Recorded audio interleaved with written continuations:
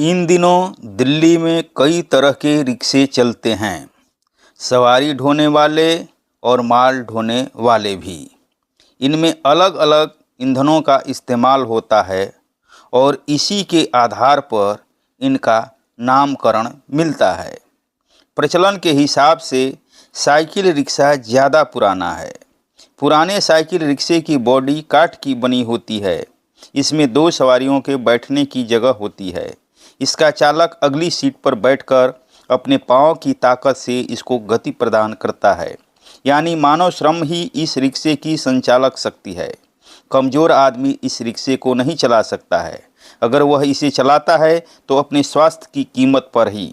अब काठ की बॉडी वाले रिक्शों की संख्या घटती जा रही है और उसकी जगह लोहे की चादर और पाइप वाले रिक्शे लेते जा रहे हैं। ये रिक्शे तुलनात्मक रूप से कुछ हल्के होते हैं, हालांकि ये भी चलते हैं तो हाथ और पाँव की ताकत से ही। साइकिल रिक्शे सवारी ढोने के अलावा सामान ढोने का भी काम करते हैं। जो साइकिल रिक्शे केवल सामान ढोने का ही काम करते हैं, उनकी बनावट भिन्न की होती है। इसकी बॉडी ही नहीं, पहिए भी भिन्न होते हैं। सवारी ढोने वाले साइकिल रिक्शे के पहिए साइकिली पहिए होते हैं, जबकि सामान ढोने वाले साइकिल रिक्शे के पहियों की तिल्लियाँ मोटी मोटी होती हैं। इस रिक्शे की बॉडी या ट्रॉली में साग सब्जी, सीमेंट की बोरी, बालू, गिट्टी, सरिया, कपड़े लत्ते इत्यादि सब कुछ ढोया जाता है। विशेष तरह के सामानों की ढुलाई के लिए विशेष तरह से इसकी बॉडी बनी हुई रहती है। ईंधन की दृष्टि से ऑटो रिक्शा एक अलग तरह का वाहन है। इन दिनों दिल्ली के ऑटो रिक्शे भी सीएनजी से चलते हैं। पहले ऑटो रिक्शे डीजल या पेट्रोल से चलते थे। दिल्ली का वायु प्रदूषण अब जगजाहिर है। जैसे जैसे दिल्ली की आबादी बढ़ने लगी है, वैसे वैसे यहाँ के पेट्रोल डीजल से चलने वाले वाहनों को शहर से बाहर करने की नीति अपनाई गई। पहले सीएनजी वाहनों को चलाने की नीति पर चला गया, अब इलेक्ट्रिक वाहनों को तवज्जो दिया जा रहा है। स्कूटर, कार, बस, रिक्शा सबको इलेक्ट्रिक वाले वाहन में बदलने की मुहिम जारी है। ऑटो रिक्शे आमतौर पर रिजर्व टैक्सी के तौर पर काम करते हैं। इनमें एक साथ अधिकतम 3 सवारियां चलने की इजाज़त है। इस रिक्शे का किराया मीटर में दर्ज होता रहता है। समय समय पर दिल्ली सरकार द्वारा इस किराए में परिवर्तन किया जाता है।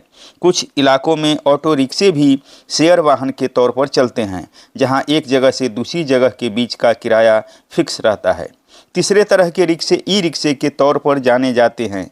ये ई रिक्शे बैटरी से संचालित होते हैं, बिजली की ताकत से चलते हैं। ई रिक्शा यानी इलेक्ट्रिक से चलने वाला रिक्शा। रिक्शे की बॉडी में बैटरियां रखी रहती हैं, जिनसे इसका इंजन जुड़ा रहता है। इन बैटरियों को नियमित तौर पर चार्ज करना पड़ता है। एक बार चार्ज की हुई बैटरियां 6 से 8 घंटे तक ही काम करती हैं। इन बैटरियों की इस सीमित क्षमता के कारण इस ई रिक्शा चालक अपना रिक्शा लेकर ज़्यादा दूर नहीं जाता है। इन रिक्शा चालकों को हमेशा भय बना रहता है कि पता नहीं कब बैटरियों की क्षमता चुक जाए और वे मुसीबत में फंस जाएं। बैटरी को चार्ज करने के लिए भी घर में इसे कई घंटे तक स्विच बोर्ड से कनेक्ट करना पड़ता है। ये रिक्शा चालक आमतौर पर मुख्य सड़कों पर रिक्शा चलाते हैं और 6 से 8 तक सवारियां बैठाते हैं। ये दूरी के हिसाब से फिक्स किराया लेते हैं।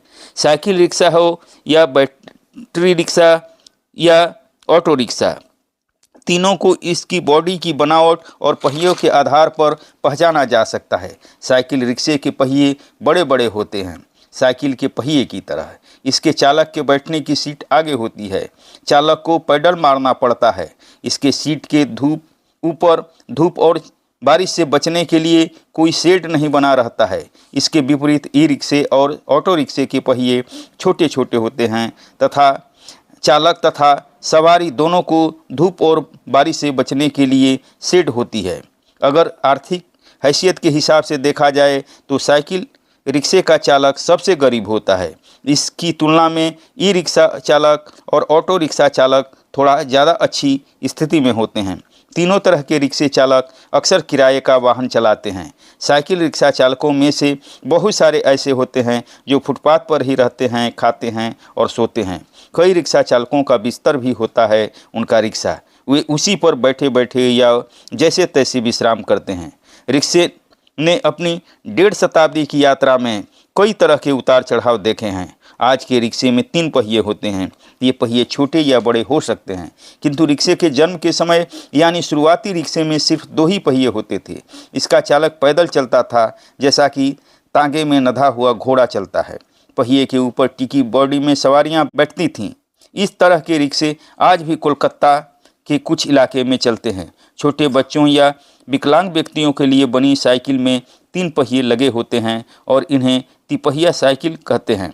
रिक्शा कहने से आज किसी व्यक्तिगत वाहन का बोध नहीं होता है, जबकि अपने शुरुआती दिनों में यह अमीर लोगों का व्यक्तिगत वाहन ही हुआ करता था।